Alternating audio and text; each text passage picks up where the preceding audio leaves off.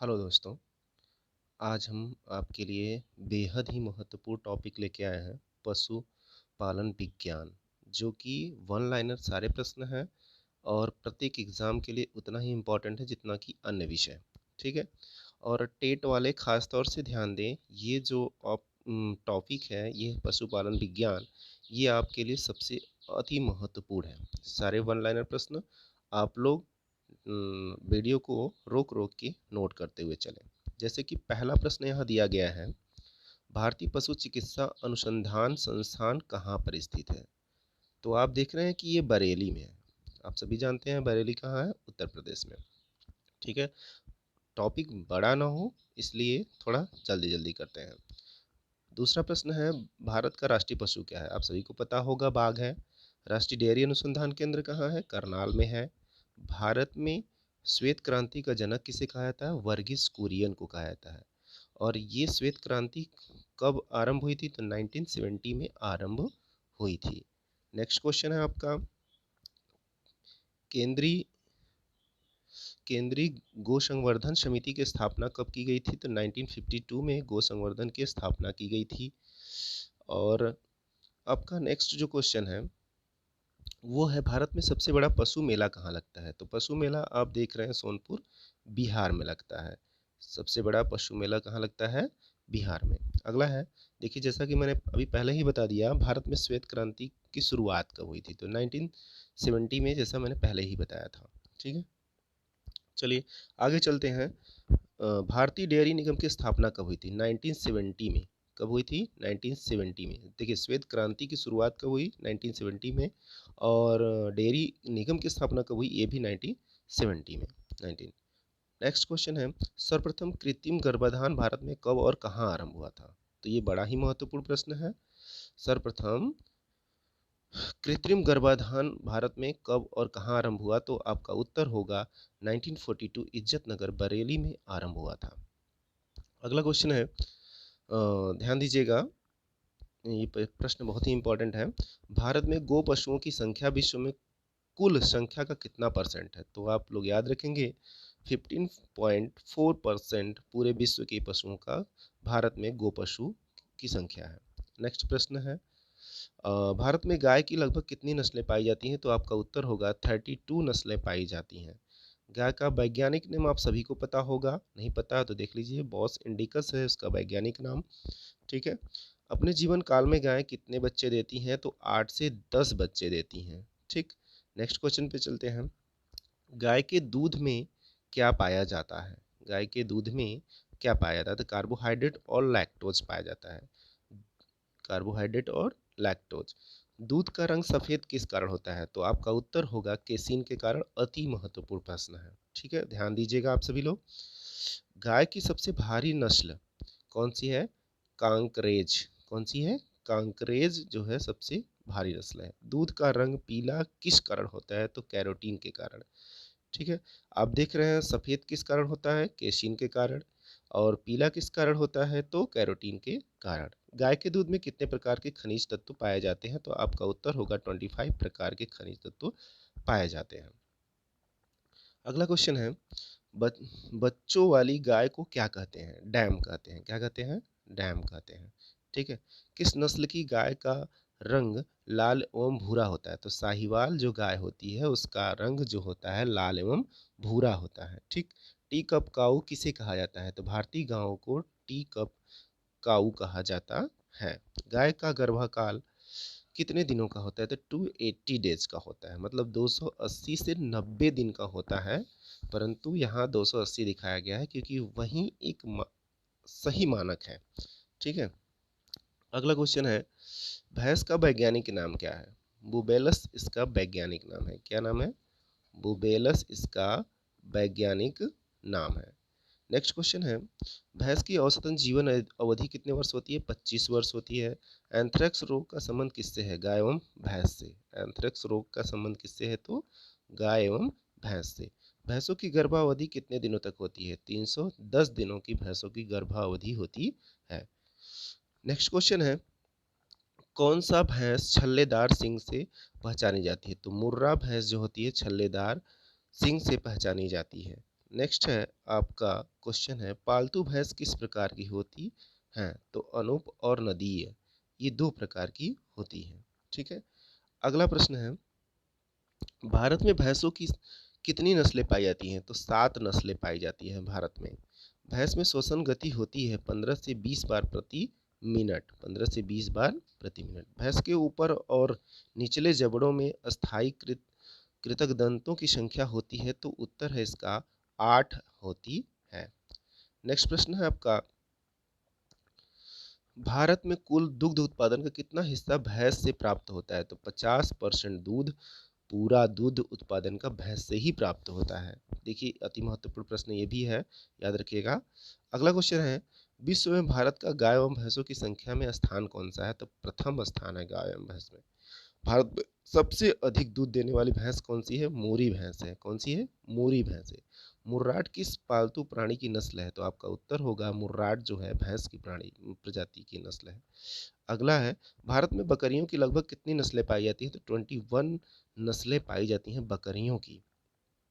अगला है, बकरी का गर्भकाल कितने दिनों का होता है? बकरी का गर्भकाल 150 दिनों का होता है। कितने दिनों का? 150 दिनों का होता है गर्भकाल बकरी के। आते हैं नेक्स्ट, गरीबों की गाय किसे कहा जाता है? बकरी को कहा जाता है। भारत में सबसे ज्यादा बकरियां किस प्रदेश में पाई जाती हैं? तो आपका उत्तर होगा उत्तर प्रदेश में। विश्व की दूध की रानी किस नस्ल की बकरी को कहा जाता है? सानेन नस्ल की बकरी को कहा जाता है। किसको? सानेन। बकरी की किस नस्ल को जर्सी भी कहा जाता है? तो आपका उत्तर होगा एग्लो नूबियन। क्या नाम है इसका? एग्लो नूबियन। ठीक है। अगला प्रश्न है,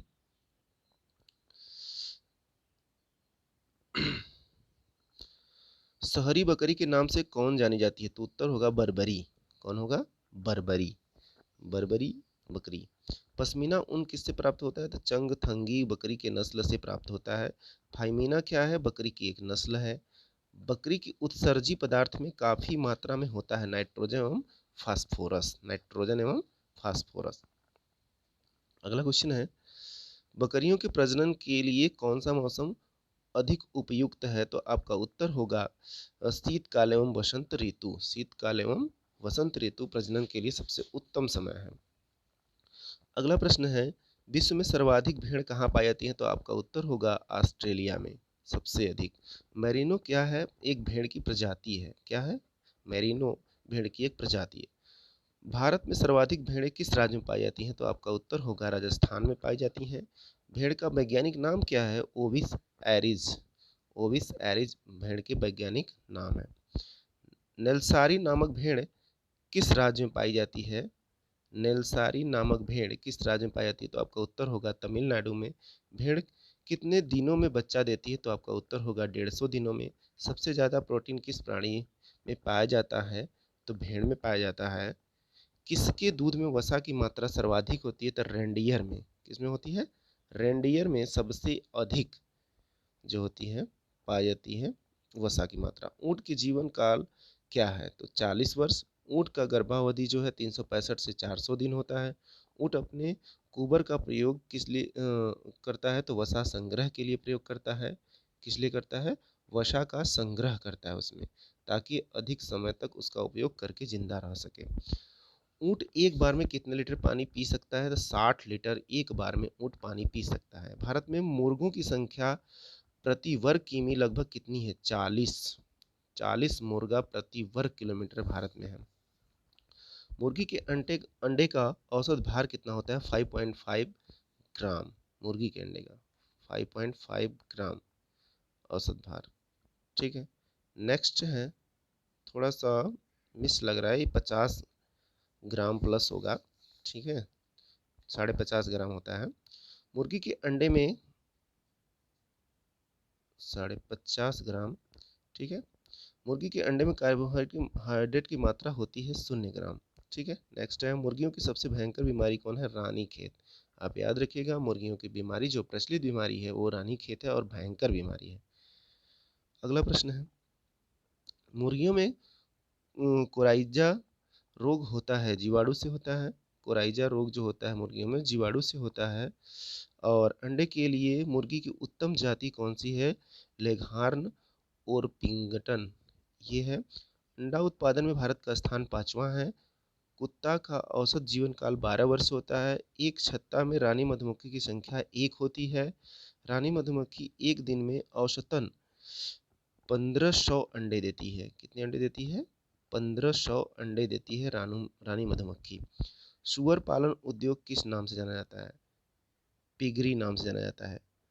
भारत में सबसे ज़्यादा सूअरें किस राज्य में पाई जाती हैं? तो उत्तर प्रदेश में सबसे अधिक सूअरें पाई जाती हैं। सूअर का वैज्ञानिक नाम सस स्क्रोफा।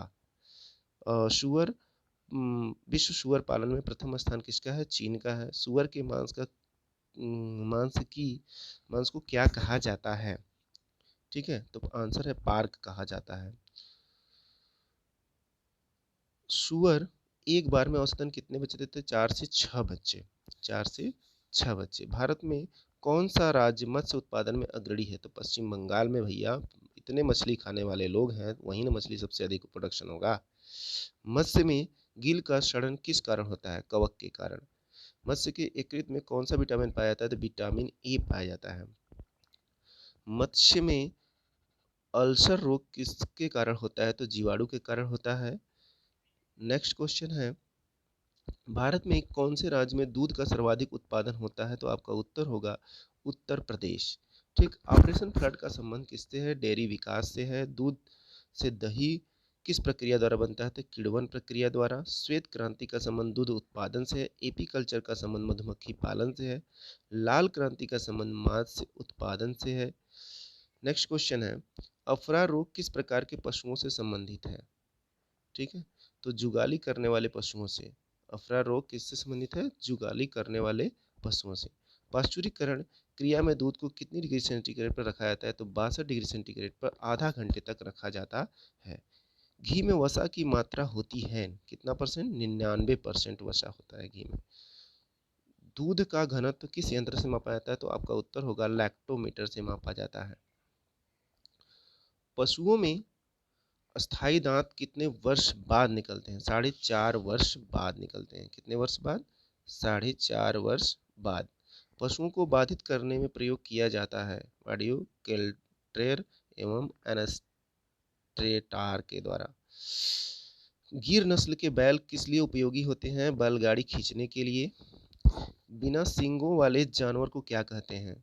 Polled cattle. क्या कहते हैं? Polled cattle. डेयरी पशुओं में सबसे सुंदर एवं आकर्षक नस्ल कौन है? तो आपका उत्तर होगा आयर शादर। ठीक है। अगला प्रश्न है, किस समुदाय के जानवरों से मोती निकाले जाते हैं? तो आपका उत्तर होगा पिंक टेडा। पिंक टेडा नामक जानवरों से मोती निकाला जाता है। शहद में कार्बोहाइड्रेट कितने परसेंट पाया जाता है? 78% कार्बोहाइड्रेट पाया जाता है। मादा के बच्चा देने के बाद क्षरण क्या कहलाता है? खीस कहलाता है। क्या कहलाता है? खीस। पृथ्वी का सबसे बड़ा जीवित पक्षी शुतुरमुर्ग है। कौन अंडे देने वाला स्तनधारी है? डक विल्ड एवं प्लेटिपस नामक जीव जो है स्तनधारी है। एपीकल्चर संबंधित है किससे? तो आप सभी को उत्तर पता होगा, मधुमक्खी पालन से। मवेशियों में बांझपन का कारण क्या है? बैंग रोग। मवेशियों में बांझपन का कारण कौन सा रोग है? बैंग रोग। पशुधन में सबसे अधिक बच्चा देने वाली नस्ल कौन सी है? तो सूअर। कृत्रिम निषेचन के लिए सांड के वीर्य को संचित किया जाता है द्रवित नाइट्रोजन में। दुग्ध उत्पादन में भारत का कौन सा स्थान है? विश्व में प्रथम स्थान है। नीली क्रांति किससे संबंधित है? मत्स्य उत्पादन से। गोबर गैस प्लांट जो होता है उसमें कौन सी गैस उत्सर्जित होती है? तो आप सभी को पता होगा मीथेन गैस उत्सर्जित होती है। कोलेस्ट्रॉल क्या है? पशुओं के वसा में पाया जाने वाला अम्लीय अल्कोहल होता है। क्या होता है? वसा में पाया जाने वाला एक अम्लीय अल्कोहल। विश्व में सर्वाधिक पशुधन कहाँ है? तो आपका उत्तर होगा भारत में। पशुधन में सबसे अधिक बहुप्रजनन प्रजाति कौन सी है? सूअर है। विश्व का अग्रणी दुग्ध उत्पादन देश कौन सा है? भारत है 1998 से। ऑपरेशन फ्लड का संबंध किससे है? तो दुग्ध विकास से है। भारत में दुग्ध विकास के क्षेत्र में किनका महत्वपूर्ण योगदान है? तो आपका उत्तर होगा वर्गीज कुरियन का। अगला प्रश्न है, मुर्रा किसकी प्रजाति है? भैंस की। भदावरी भैंस की। मेहसाना भैंस की। साहिवाल गाय की। मेरिनो भेड़ की। सारंग मधुमक्खी की। अति महत्वपूर्ण ये सारे प्रश्न। ठीक है, आप इसे याद रखेंगे। ये सारे के सारे प्रश्न आपके लिए उतने ही इम्पोर्टेंट हैं जितने सभी क्वेश्चंस होते हैं। ठीक है। भारत में सबसे अधिक दूध देने वाली भैंस कौन सी है? सभी को पता है, अभी पीछे बताया गया है, मुर्रा भैंस है। अगला प्रश्न है, सर्वाधिक सर्वाधिक वसा प्रतिशत वाले दुग्ध उत्पादन के लिए कौन सी भैंस प्रसिद्ध है? तो आपका उत्तर होगा भदावरी भैंस में सबसे अधिक वसा प्राप्त होता है। विश्व के कुल ऊन उत्पादन में भारत का 40% योगदान है। किस नस्ल की भेड़ों के लिए? मेरिनो भैंस के लिए, मेरिनो भेड़ों से। सर्वाधिक मुर्गी तथा अंडा का उत्पादन विश्व में करने वाला अग्रणी देश चाइना है। चाइना। कौन सा मधुमक्खी सर्वाधिक मात्रा में शहद लगभग प्रति वर्ष 5 किग्रा प्रदान करती है? तो सारंग। सारंग मधुमक्खी जो होती है सर्वाधिक मात्रा में शहद यानी 5 किलो तक शहद एकत्रित कर लेती है। एक व्यक्ति को न्यूनतम कितने दूध की आवश्यकता होती है? तो आपका उत्तर होगा 210 ग्राम दूध की आवश्यकता होती है। ठीक है। अगला है, घी में दुग्ध वसा की मात्रा होती है 99%, जैसा पीछे बताया गया है। भैंस के दूध में वसा की मात्रा 7.2% होती है और जिनमें से भदावरी भैंस में सबसे अधिक होता है। ध्यान देने वाली बात है।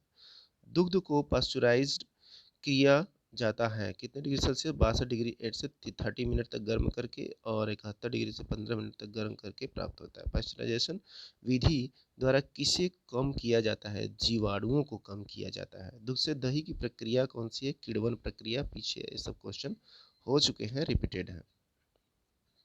आते हैं नेक्स्ट क्वेश्चन पे। नेक्स्ट क्वेश्चन है आपका, दूध से दही बनाना हो गया, जीवाणु उत्तरदायी है, तो लैक्टोबैसिलस जीवाणु उत्तरदायी है। ये सब देखिए प्रश्न बहुत ही महत्वपूर्ण है, आप इन्हें ध्यान देंगे। कोल्ड स्टोरेज में हम किस ताप पर सामग्री का संचय करते हैं? 4 डिग्री सेल्सियस पर। कितने डिग्री सेल्सियस पर? 4 डिग्री सेल्सियस पर। चमड़ा उद्योग में चमड़े से बालों और वसा हटाने का कार्य जीवाणुओं के द्वारा होता है, इसे क्या कहते हैं? चमड़ा कमाना कहते हैं। ठीक है, टैनिंग बोलते हैं इसे। क्या बोलते हैं? टैनिंग। ठीक। दूध के पाश्चराइजेशन की खोज किसने किया था? तो आपका उत्तर होगा लुई पास्चर ने किया था। किसने किया था? Louis Pasteur. ऊँट अपने कुबड़ में किसका संग्रह करते हैं? तो वसा का संग्रह करते हैं। ठीक।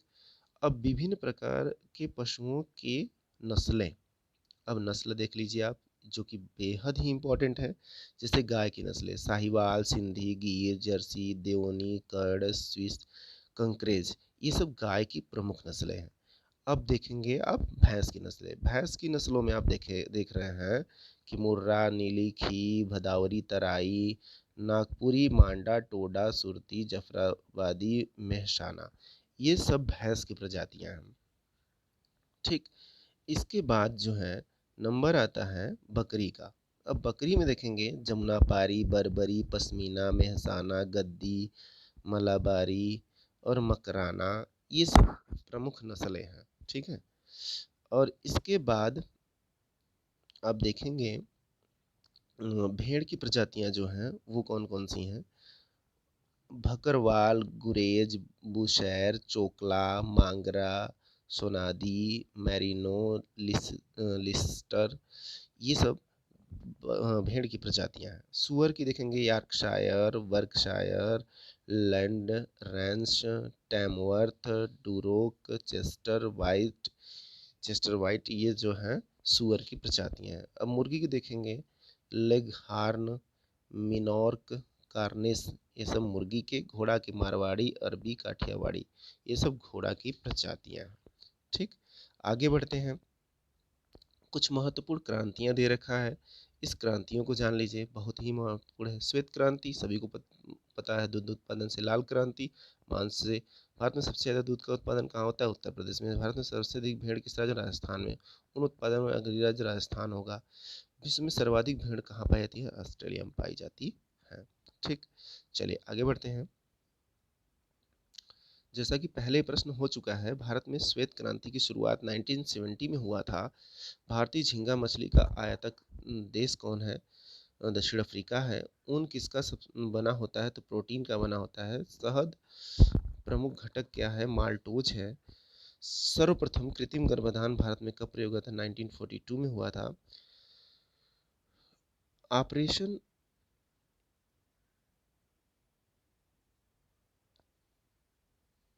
ऑपरेशन फ्लड प्रोग्राम को एकत्रित डेयरी विकास प्रोग्राम है।